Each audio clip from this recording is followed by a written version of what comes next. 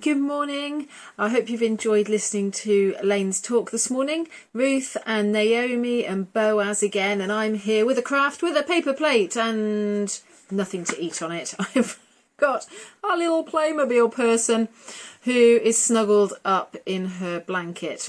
We're going to make one of these pieces of cloth. You can make it bigger if you like. It could be a blanket for your favourite toy, or it could be something that you just snuggle in your fingers, because that's pretty nice and comforting too.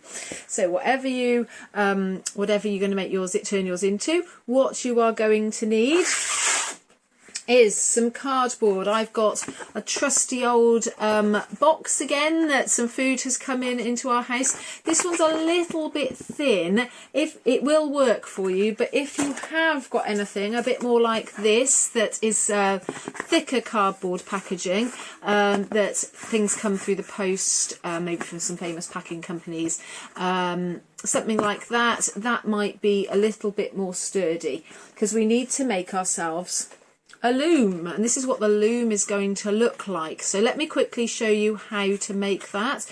It is quite straightforward when you know how. First thing you need is your piece of card and a pen or a pencil and a ruler. Just thrown the Playmobil person off the plate. We need to make a rectangle. I would suggest mine here is about 14 centimetres long by about 9 centimetres wide, something like that. That won't make it too big.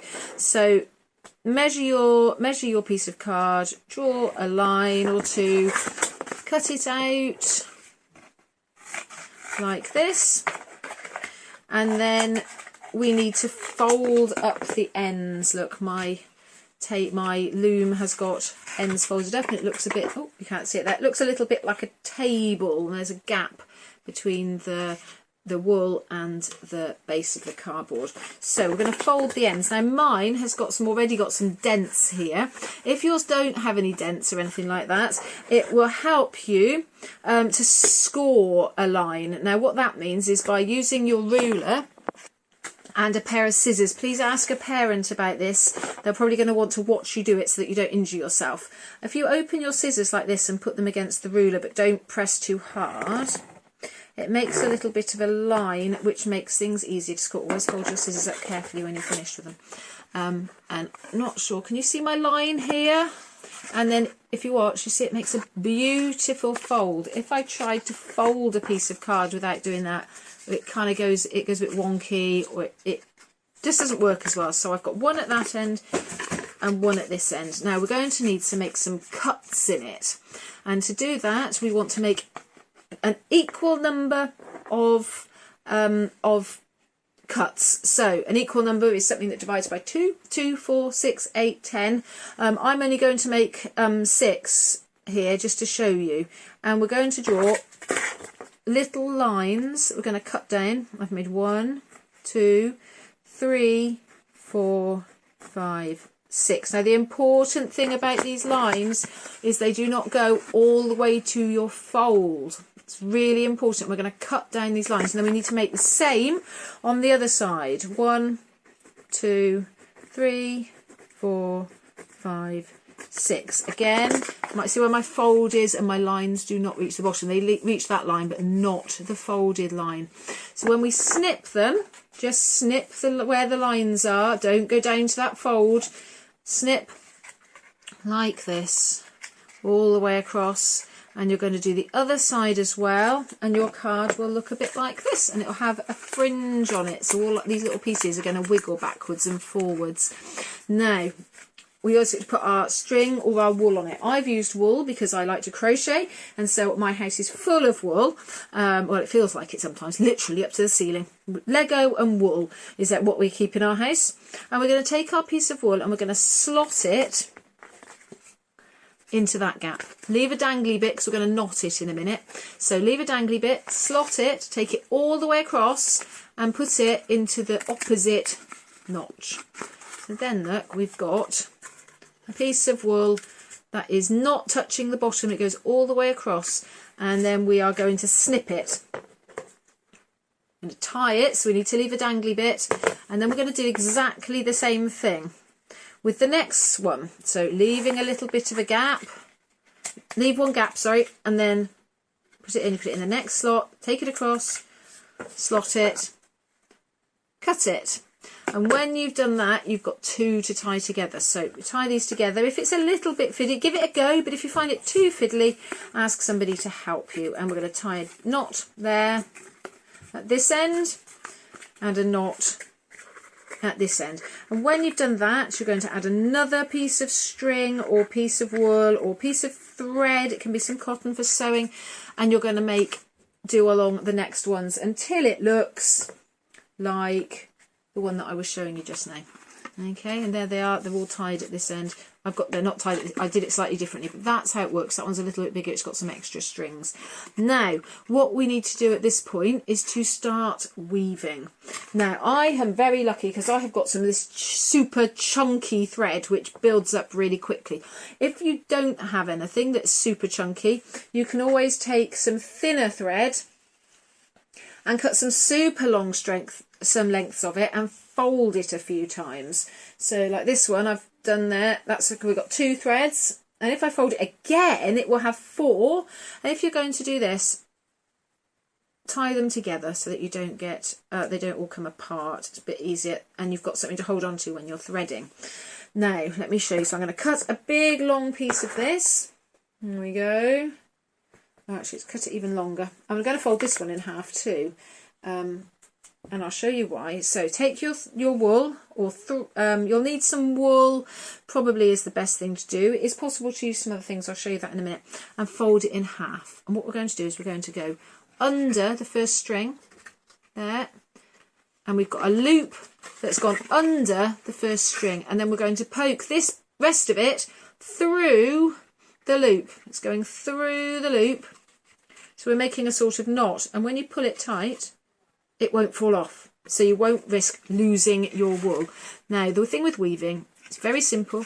You go over, under, over, under. So we're going to go, we're going to pretend this is the over one, and the next thing we're going to do, let me turn it around so you can see it. I'm going to poke it under. There we are. It's going under that one. So I went under that one. What do I have to do for the next one? I've got to go over it. So I'm not going to do anything with this. We're just going over the top and under the next one. Now you see what's happening to me because I didn't tie these 2 together. Let's tie them together like I suggested you did, and then it'll be easier to get them through the... There we go. So we've gone under one. Now we have to go over that one. So we're going to go under this one. And we go, just hook it off. If it gets a bit caught, that's okay, it doesn't matter. So can you see we've gone under, over, under, over, under, over. We get to the end, we go underneath it, and we've done our first row. We can push it down to the bottom, and then we can turn it around. And now we came under this one, so next time around we want to go over it. So we're going to go over that one and under this one, and you do the opposite. So if you've gone over, and you see I've gone over it there, so the next time I go under it, and then I'll do that row just to finish it off for you, and then I'll show you where we get to. So over the next one and under the next one, over this one, under this one. And it does get a bit wibbly and wobbly, but that's okay, because when you get to the end of the row, you can straighten it out. So I've gone over, under, over, under, over, under, over, under. We've got to the end with an under, and then we turn around and we go backwards by going over and under. Okay, there's lots of tutorials on Pinterest if you have a look for a weaving tutorial, but that should get you started, and you just keep on going until you want to change colour or you want to run out of thread. Let me quickly show you. I've got to the end of this one. Now I've got it tied together. What I'm going to do is take this blue one. Remember I tied that one together as well, and I'm going to take this end. I'm going to thread it through this loop just here. Thread it through. And remember how we did the very, very beginning startup where we threaded a loop through and we took the other end, we thread it through again, we pull it, and it's now collected to the black thread. So we can just carry on. And I went under that one. So what do I need to do to the next one? If I went under that one, I've got to go over the next one. That's it. And we get to the end and we're wrapping it around that last thread. And now we've got a colour change. Here we go. We're going under, over, under. Oops. Got in a muddle. It can be a little bit fiddly. Under, over, under, over. And we've got all the way to the end there. We're going to keep on going. If you pull it really tightly, what's going to happen is this.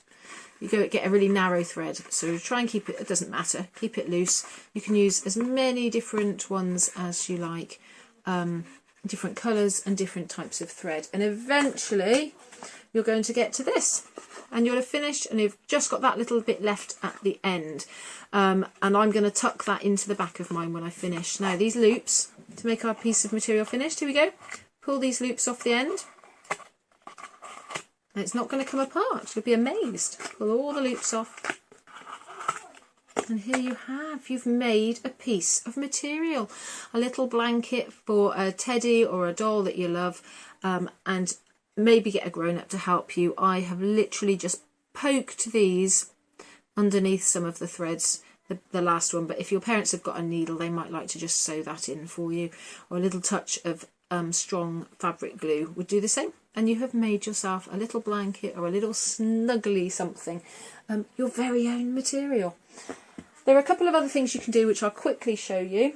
If you don't have any fabric, you could try this. I wonder if you can tell me what it is. It's a chopped up carrier bag. I've cut it into strips. I've made a loom, and I have made some out of crinkly plastic. That's really fun. That makes a great noise. And feels really different as well. Maybe you could give that a go. Of course, there are all sorts of different colour plastic bags. Don't cut up your parents' bag for life, though, because they won't be very pleased. But these cheap thin ones from the shop, that sometimes we've forgotten to take our bags with us and we end up using those instead. Maybe you've got some of those old ones stashed away somewhere. They come in all sorts of colours, so you can make another colourful one. So it's that idea. And I just cut it into long strips, and you can just tie those bits together in a knot like this and carry straight on from where you left off. When you've come to the end, keep on going. It's done in exactly the same way but with a plastic bag. And then if you really are enjoying making these, you can do you can make a bowl. I spotted this idea on the internet. You weave around a bowl, and to do that, that's why my paper plate is here. You take a paper plate and you need to cut an odd number of triangles into it. You can either draw them first or you can just snip them, depending how confident you feel. So I'll show you. So I'm cutting out little snips like this all the way around, and then once you have got all the way around, you just weave. Under, over, around and around and around and again. And as you go, let me put another snip in here. I'll show you a couple more and I'll show you what you need to do. You just, if you fold them up a little bit, like this, do one more to show you.